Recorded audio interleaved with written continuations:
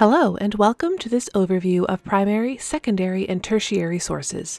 We are going to break down the differences between these resource levels and look at their definition, creation, context, availability, and use in research.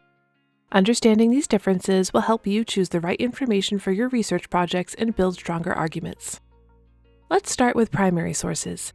Primary sources are original materials or first-hand accounts created during the time of an event or by people directly involved in it. Creators of primary sources can include journalists, artists, witnesses, scientists, ordinary people, organizations, or governments who capture first-hand experiences or observations. It is important to consider a primary source's context, the time, place, and circumstances of its creation. The creator's identity and motivations, including their personal experiences and beliefs, can provide insights into the source.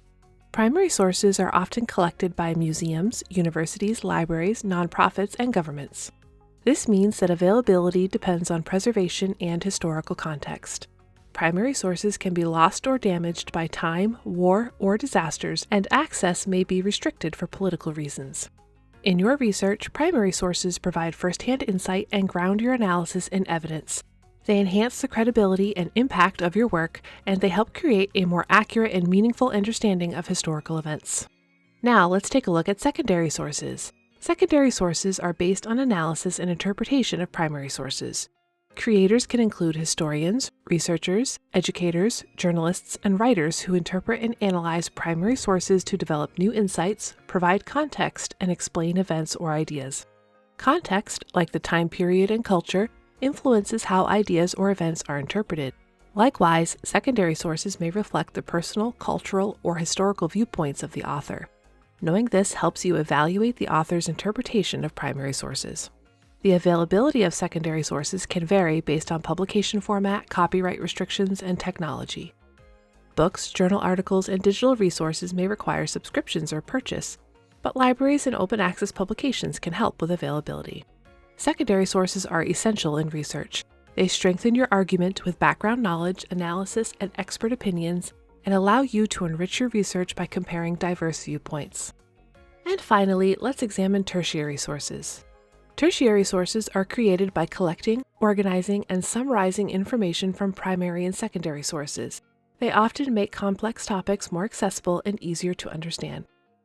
Creators can include experts, researchers, and publishers who compile these sources to present information in a clear and often simplified way. As for context, understanding the purpose and scope of a tertiary source helps ensure you use it appropriately. It is important to understand the purpose of your research and the depth of information required so that you can know when a tertiary source is suitable for background information and when you need to go deeper. The availability of tertiary sources is often driven by public demand and interest in a particular topic. Advances in technology and digital platforms expand access and make these sources widely available in online databases, libraries, and websites. In your research, tertiary sources are good for quickly gaining a broad understanding of a topic, and you can locate primary and secondary sources through bibliographies or reference lists. However, they often lack the depth and detail required for more advanced research, so it is important to verify their information by consulting primary or secondary sources. To quickly recap the differences, primary sources offer first-hand evidence, secondary sources provide analysis, and tertiary sources summarize information.